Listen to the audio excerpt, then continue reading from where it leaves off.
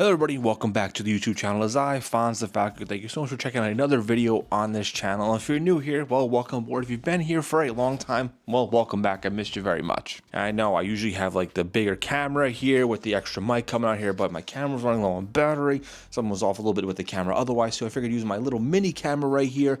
Actually, a little bit better quality on here too, and also a little mini mic on here too, but I need to do like a quick little video and then a little discussion here. Because you see by the title, let's talk about the Philadelphia Eagles. I gotta say, congrats to them. They completely beat the snot out of the Kansas City Chiefs. That Eagles defense, oh my. And really, it's just kind of like a little shorter discussion here, whatever, man. But I feel like with the Eagles, I think a lot of teams need to follow suit on what the Eagles have done building this team. I mean, really, it's not just this Super Bowl. It's even the one they won in 2017, even 3 Super Bowl appearances since then. I think they are really showing here that you can build this team through the draft and make some small moves in free agency, and it's working. Like, I'll pull it up here on the side with the offense, too. Majority of those guys on the offense, they were drafted by the Philadelphia Eagles. Jalen Hurts, Devontae Smith, that entire offensive line from Cam Jurgens, Landon Dickerson, Jordan Mailata, Lane Johnson.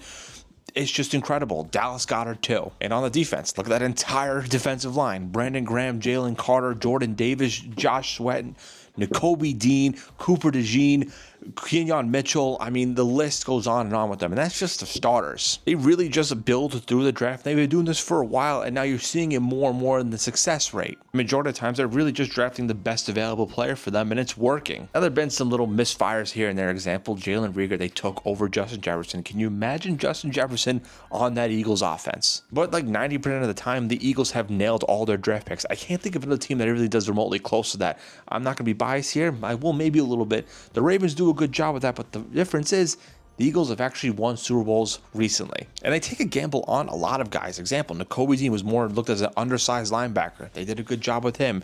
Jalen Carter, he did have his off-the-field problems, but they took a gamble on him and it's worked out well. Even Cooper DeJean and Kenyon Mitchell, you want to show with him at the cornerback slots, they've been doing really well too. Even taking Jordan Mailata in the 7th round, a rugby player that's never even played a snap of football. That's incredible. By the way, shout out to him.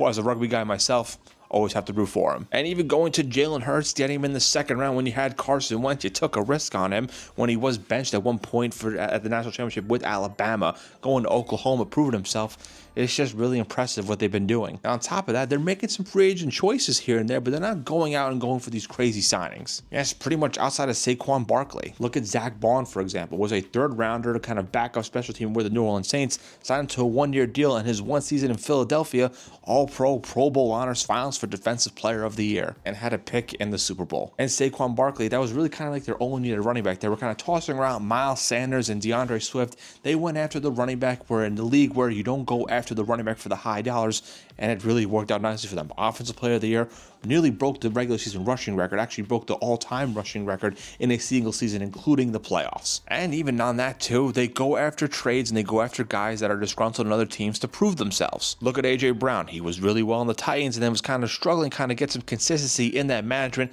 They brought him in and has turned out well as a #1 option. Darius Slay was a top cornerback at one point with the Detroit Lions, came in and proved himself and has become a very good, valuable veteran leader in that secondary for Philadelphia, and still isn't very good in his own right. And even with Jalen Hurts, say what you want, I think he's definitely in the case of running in the top 5 quarterbacks, but he's been consistent, and that's kind of what you really need. You don't need him to go with these big, huge plays time in and time out like these other quarterbacks do. It has been consistent since entering the league, and there's nothing wrong with that.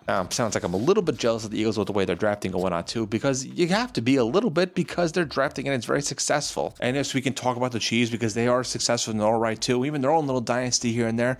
But, you know, look at the Eagles. They've had a lot more hits in their draft picks than the Chiefs. I mean, yes, they got the big guy in Patrick Mahomes and Travis Kelce too, but there's been not a lot of huge hits in the draft department with the Chiefs when it even came to receivers, running backs. A little bit in the secondary, definitely not on the offensive line outside of Creed Humphrey. Really, the Eagles have done it really so well, and you just have to give them credit here because they have been building something, and they could be in the top dog in the NFL for a couple of seasons now. And I really do think that they've been consistent in the draft for a couple of years now, getting some good free agent signings here and there, trading for certain guys. It's working. I mean, if they bring in Myles Garrett, if they somehow bring him in too, because that's another kind of option here too, another disgruntled superstar bringing him in.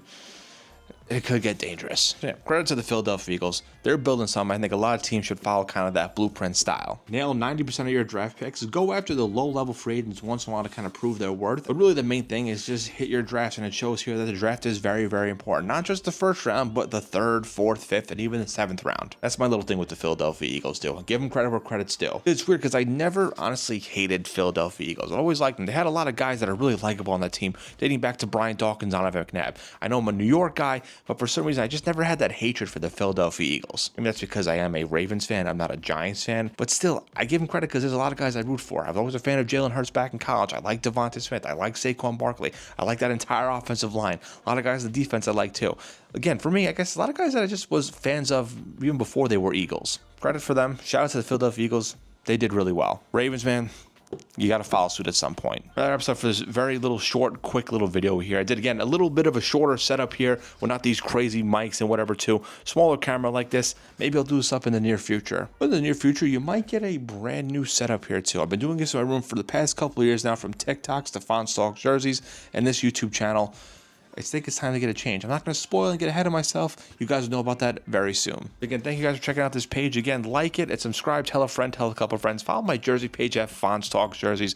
Link for that is down below. Follow my Instagram and TikTok at Fonz the Falco. Again, like I said in my 2024 end of the year recap video, my goal in 25 was to make some more long form videos on this channel. On top of the shorts I post on here regularly. I did my Royal Rumble review a couple weeks ago. You definitely want to check that out. In the next couple weeks, got some other videos lined up on the channel. On top of that, a new setup. But I spoke a little bit too soon. I will catch you guys later. Have a good day, good night, good evening. Whenever you're watching said video, I love y'all. Appreciate the love and support. Peace out.